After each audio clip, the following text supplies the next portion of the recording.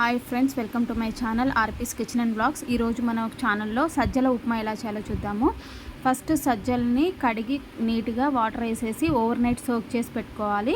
లేదు అంటే నైట్ చేయాలంటే డే అంతా సోక్ చేసి పెట్టుకోవాలి. తర్వాత కుక్కర్లో కొంచెం సాల్ట్ వేసి ఒక 5 to 6 విజిల్స్ రానివ్వాలి. తర్వాత ఒక కడాయిలో ఆయిల్ పెట్టుకొని అన్ని తాలింపు గింజలన్నీ వేసుకోవాలి. తాలింపు గింజలన్నీ వేగిన తర్వాత ఎల్లిపాయలు, అల్లము, పచ్చిమిర్చి ముక్కలు వేసి వాటిని కూడా ఫ్రై అవ్వనివ్వాలన్నమాట. అవి మంచిగా ఫ్రై అయిన తర్వాత మనం ఏదైతే నానబెట్టుకొని విజిల్ తీసుకొచ్చాం కదా, ఒక 3 to 5 విజిల్స్ అయితే మనకి ఈజీగా ఉడికిపోతాయి సజ్జలు. తర్వాత వాటిని వాటర్ అంతా మనం డ్రైన్ చేసేసి ఆరబెట్టుకోవాలి అనమాట. డ్రైన్ చేయాలి వాటరు.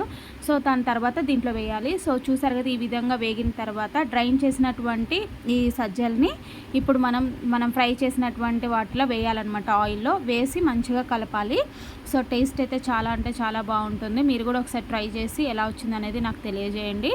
ఇది మాత్రం చాలా బాగుంటుంది, హెల్త్కి కూడా మంచిదన్నమాట. మిల్లెట్స్ తోటి మనం నార్మల్ రవ్వలతో ఉప్మాలు చేసుకునే బదులు ఈ విధంగా ఒకసారి సజ్జలతోటి అట్లాగే ఒకసారి జొన్నలతోటి చేసుకుంటే బాగుంటుంది. మరి సాల్ట్ మనం దాంట్లో యాడ్ చేసాం కాబట్టి చూసుకొని తగ్గితే మళ్ళీ కొంచెం సాల్ట్ కూడా యాడ్ చేసుకోవచ్చు. ఒకవేళ కొత్తిమీర ఉంటే కూడా కొత్తిమీర యాడ్ చేసుకోండి. నేను కొత్తిమీర అనేది యాడ్ చేయలేదు. కొత్తిమీర కానీ లేకపోతే పచ్చి కొబ్బరి తురుము కానీ ఏదైనా కూడా మనం ఫైనల్గా యాడ్ చేసుకోవచ్చు. మీరు ఒకసారి ట్రై చేసి ఎలా వచ్చిందనేది నాకు తెలియజేయండి. Okay, thank